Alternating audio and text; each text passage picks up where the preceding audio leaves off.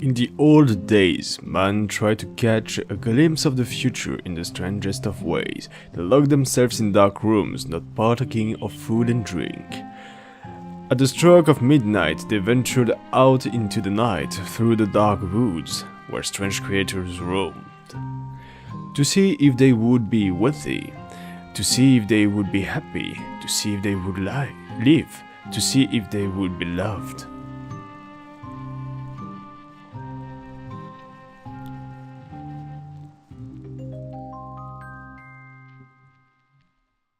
Chacun ses hobbies, hein.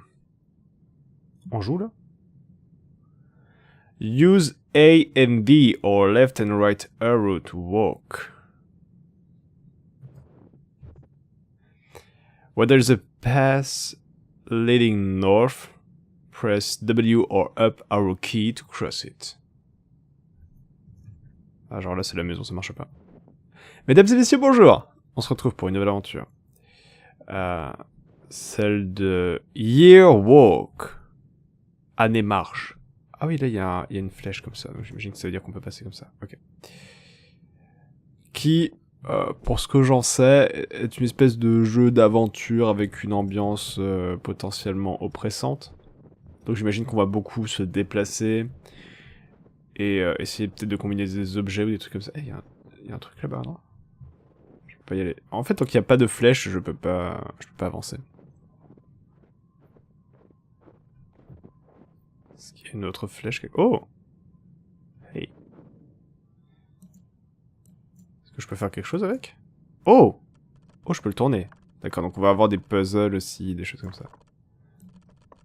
Oh, c'est une sorte de téléphone. Alors attendez, si c'est un jeu à puzzle, désolé pour le bruit, je vais prendre le carnet qu'on utilise avec Neve pour jouer à Virtue's Last Reward, Zero Time Dilemma et tous ces jeux-là. Parce que s'il y a des énigmes où il faut que je retienne des choses, je dois pouvoir les retenir. Ok. Ok, on est pareil. Donc je pense que ça, il faudra une combinaison particulière pour pouvoir en faire quelque chose. Qu'est-ce que c'est que ce truc là-bas? C'est une souche? Qu'est-ce que c'est que ça aussi? Du bois. J'ai essayé de jouer à un jeu dans le... Pas vraiment dans le genre... Press S or down arrow key to walk path leading south. Ok. J'ai essayé de jouer à un jeu qui est aussi un jeu basé sur la navigation. Il s'appelle Humanity, qui est gratuit sur Steam. Et je voulais vous l'enregistrer parce qu'il a l'air vraiment bien. Un jeu RPG Maker. Walking speed can be adjusted in the settings. Ok, cool. Cette vitesse me va pour le moment. Et qui est basé sur le fait d'avoir un personnage qui se déplace dans son monde de rêve. Le message va pas partir tant que je vais pas dans les settings, j'imagine. Oh, on a une map. Oh, cool. Il y a un moulin par ici. Windmill. Nilsson Moran. Nilsson Sagor. Plaine. C'est quoi? C'est du néerlandais? C'est du suédois? C'est quoi? Woods outskirts. Woods.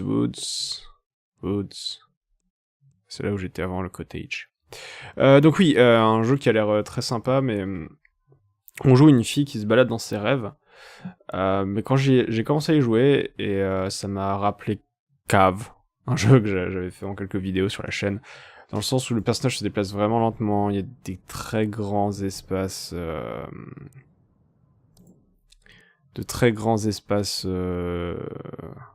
vides où on se perd. Bref, c'est plus un jeu de labyrinthe qu'autre chose, et c'est super dommage parce que le contenu a l'air vraiment bien, mais du coup, moi c'est le genre de truc qui me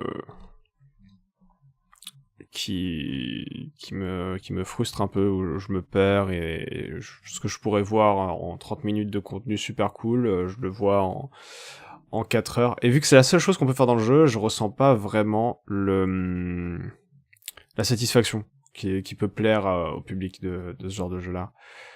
Je la ressens quand je fais d'autres choses à côté, je reste acteur, et puis d'un coup je tombe sur quelque chose. Enfin bref, du coup, c'est pour ça que vous avez des vidéos de Yearwalk à la place des vidéos de Humanity à la base. Et je sais pas si je ferai Humanity ou pas un jour, mais je le ferai peut-être avec une solution. Alors, Yearwalk, de Uldra. The Yearwalk Encyclopedia is a collaborative effort between Simogo and Theodor Almsten, who is the author of all the written content. Theodor Almsten Curriculum Vitae. Theodor Almsten was born in Stockholm.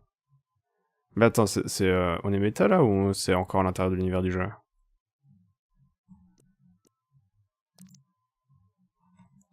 Yearwalk. Yearwalking was at its core a vision quest, with the purpose being to foresee the future. There were very rigid rules concerning the Yearwalk, and not adhering to them could prove very dangerous, even fatal. How the practice of yearwalking came to be shrouded in mystery, but it seems to have been a widespread practice in Sweden. Oh, donc on est en Suède probablement, until the beginning of the 19th century, and in some rural areas as late as the beginning of the 20th century. The practice was likely over 1,000 years old and most certainly pagan.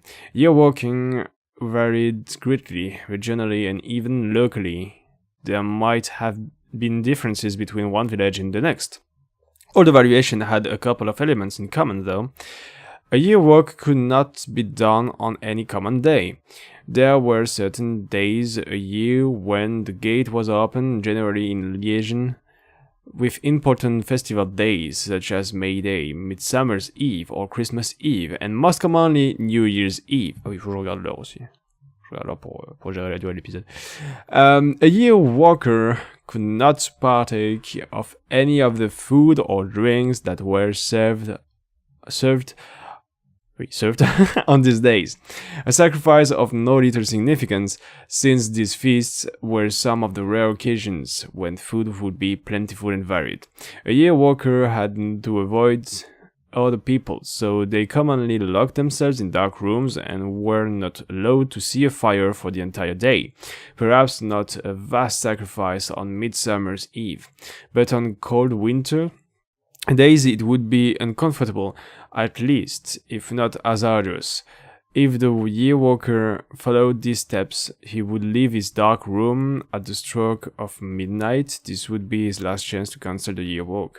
Once he ventured out, there was no turning back. The church was the final destination for a yearwalker. Donc en fait, ces textes sont plutôt importants, je veux dire, parce que c'est là qu'on nous pose notre objectif, quelque part. Et qu'est-ce que c'est que le yearwalk, ce qu'on est en train de faire, j'imagine.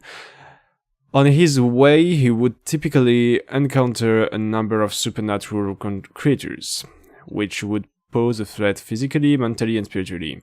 If a yearwalker made it to the cemetery, he would walk around the church in an intricate pattern. This would open the yearwalker's eyes to the future, but it would also lure out the church grim. After having completed the yearwalk, the walker would see visions that could manifest themselves in different manners. When the yearwalkers left the cemetery, he might, for instance, see a somber procession of dancers dressed in their finest church clothes. These would be the people that would die the following year. A recurring theme is, of course, the yearwalker who meets his own ghost on the road. Another story tells of how the walker would see newly dug graves. Love played a great part too, so a walker would typically meet wedding processions or even attend weddings yet to come.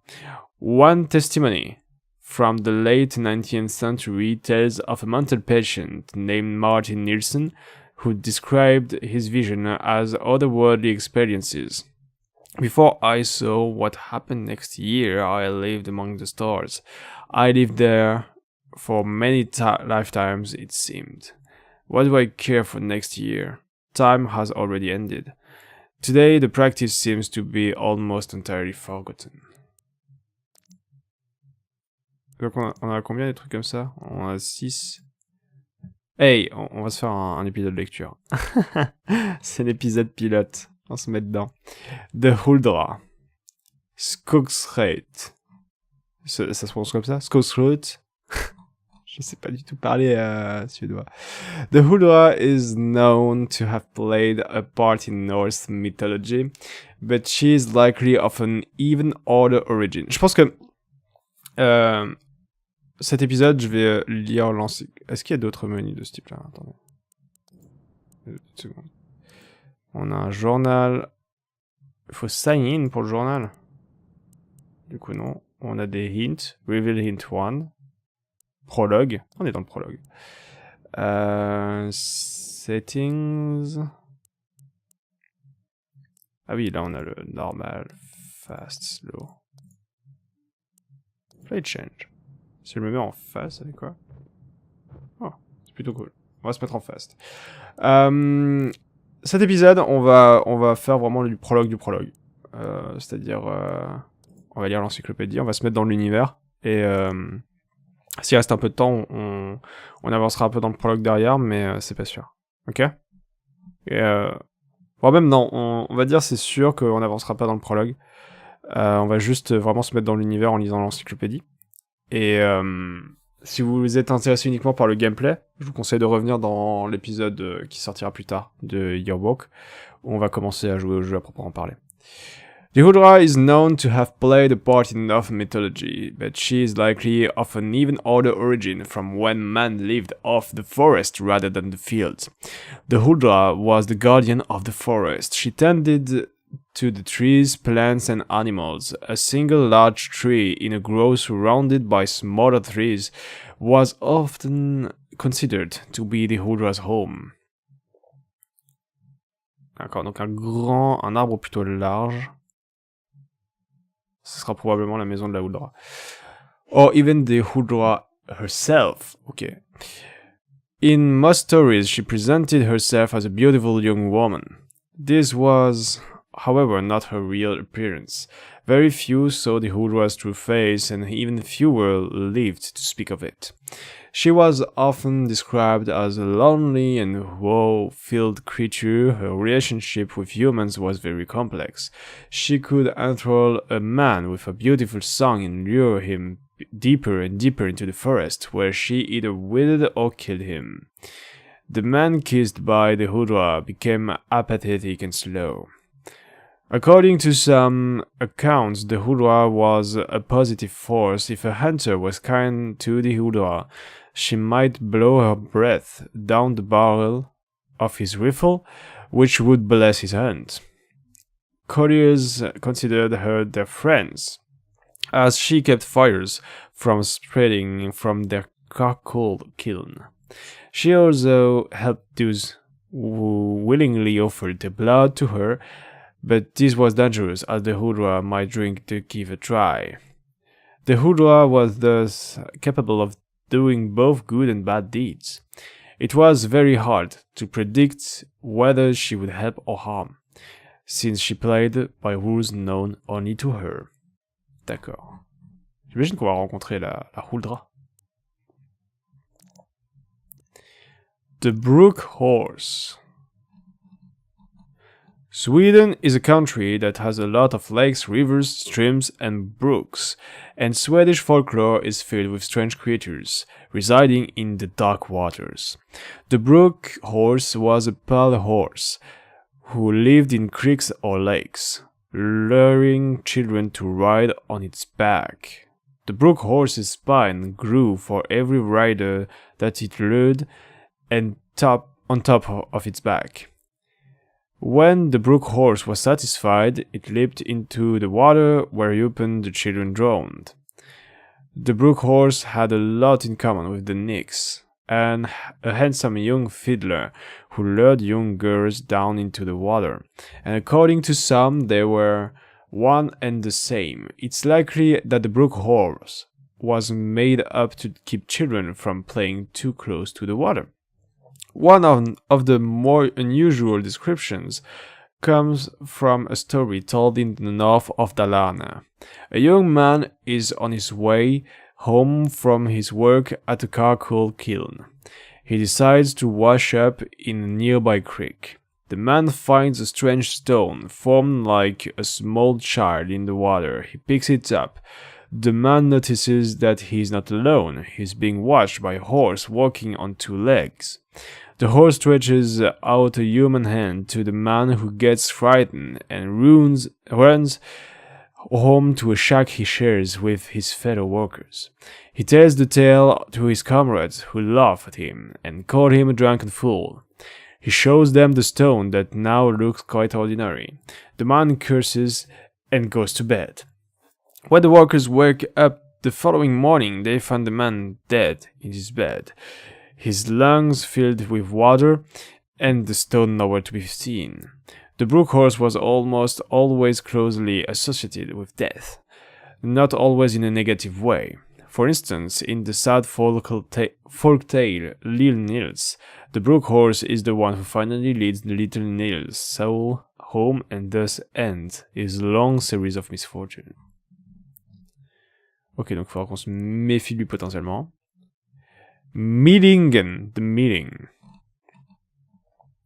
Infanticide was a fairly common crime in Sweden during the 19th century and earlier. The two most common motives were that there were no room for another mouth to feed, or that the child has been conceived outside of wedlock. The souls of these unfortunate children became meetings. Typically, the meetings were murdered by their mothers, often unmarried women who had been left to fend for themselves. The meeting would commonly be left in the woods to die, or they would have been drowned by the mother in brooks or bogs. Some meetings died at the end of angel makers. The angel maker would typically be paid by the child's poor mother to find a decent home for the infant. When the mother left, the infant was murdered. The most common way for the meeting to haunt was through a horrible wailing sound. The meeting might take the form of ball of light, similar to those of an earbloss, Scandinavian will-o'-the-wisp, and lead the curious traveler astray.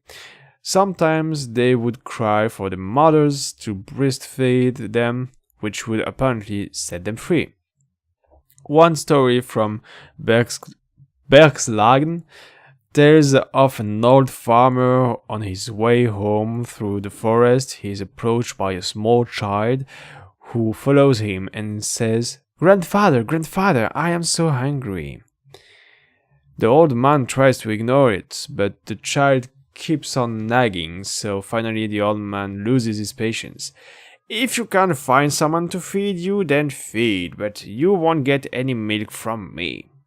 The child seems pleased and leaves. When the old man comes home, he finds his daughter lying dead on the floor, bleeding from her chest. The child he met was the spirit of his murdered grandson. A person who helped the meetings find their way to the other side was often left with a gift. According to some sources, the meaning would be taken in the other supernatural creatures such as Hobbs, or if it had been drowned, the brook horse. Il y a peut-être moyen du coup si on rencontre un meeting de l'envoyer chez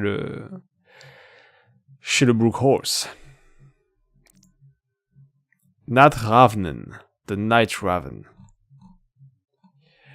Carrion birds were deeply linked with misfortune and death in Scandinavian folklore. The night raven, or Natravnen,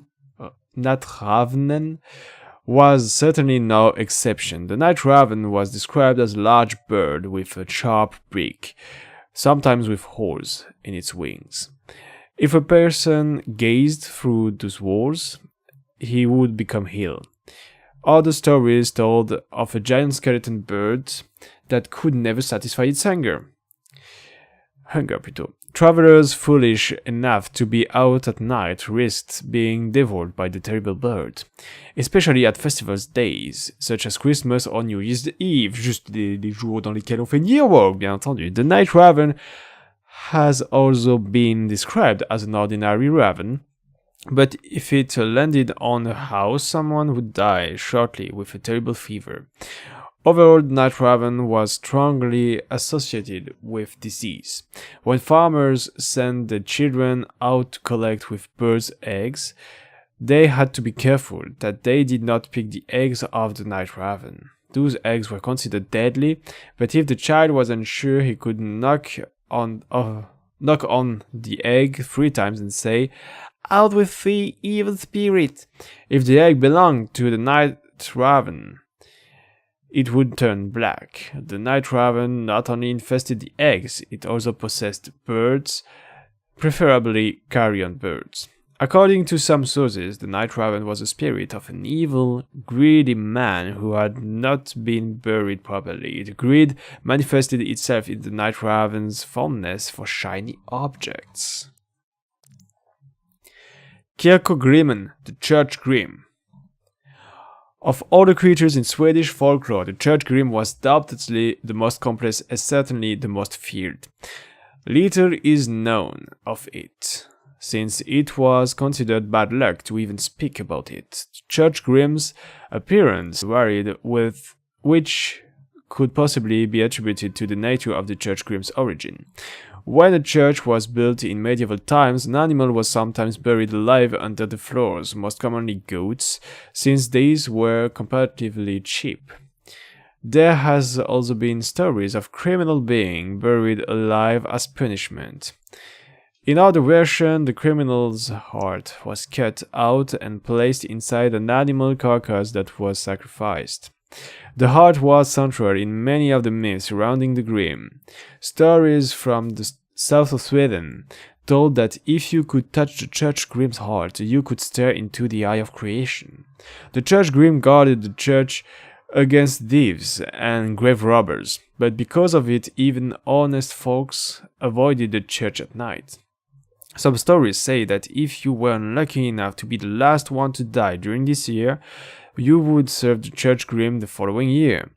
There are other stories that suggest that the Church Grimm was not a guardian at all, but rather a sort of parasite that was drawn to the energy of the church. While there it fed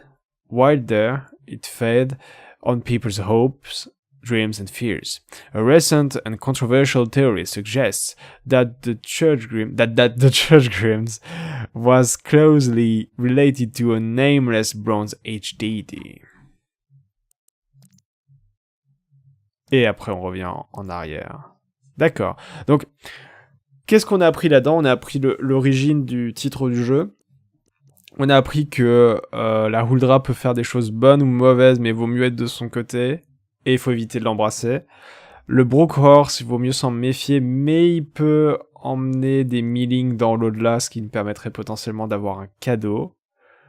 Le Night Raven, vaut mieux s'en méfier, j'imagine, parce qu'il représente la maladie. Et de Church Grimm, il vaut mieux qu'il nous prenne pas pour un voleur. Et si on peut choper son cœur, c'est cool. Ou toucher son cœur.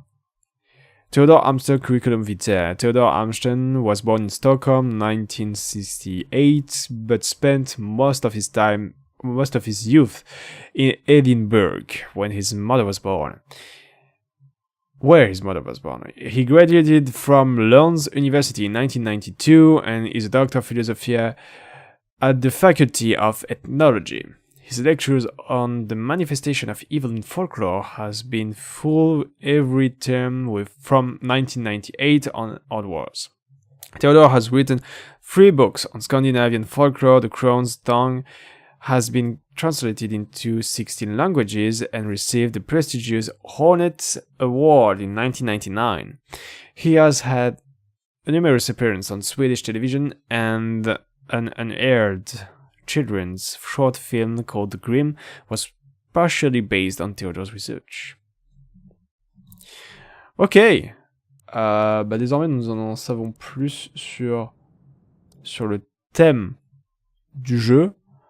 On est juste sorti de la maison et on s'est baladé un peu, mais je pense que dans le prochain épisode on va essayer d'aller dans le moulin. Dans la maison, apparemment, j'ai cliqué dessus et on n'est pas rentré dedans. Donc on va voir, peut-être que dans le moulin on pourra faire une interaction. Ici je pense que ça doit être l'église qui est notre objectif, mais j'imagine que là ça doit être des puzzles où il va falloir qu'on aille un peu partout pour choper les pièces qu'il nous faut pour pouvoir entrer dans l'église. Donc on ira peut-être plutôt dans les autres endroits que l'église d'abord pour choper ce qu'il faut et on verra derrière. Woods, Wetopskog. Bref, on se retrouve pour un prochain épisode de Yearwalk. On va, pour le coup, vraiment commencer à se balader. Et j'espère que, si vous êtes là, c'est que vous étiez intéressé par l'encyclopédie, j'ose imaginer. Donc j'espère que cette petite touche de folklore vous a plu et vous a mis dans l'ambiance pour le prochain épisode à venir. Donc comme vous avez pu le remarquer, je pense, les textes sont en anglais. Et après, je sais pas si le jeu est particulièrement bavard ou pas. On a vu qu'il y avait un petit peu de texte avant de commencer à jouer. Je sais pas s'il y aura d'autres scènes comme ça ou pas, mais j'imagine qu'il y aura rien d'aussi conséquent que l'encyclopédie. À voir, à vérifier. Portez-vous bien d'ici le prochain épisode de Year Woke. Des bisous.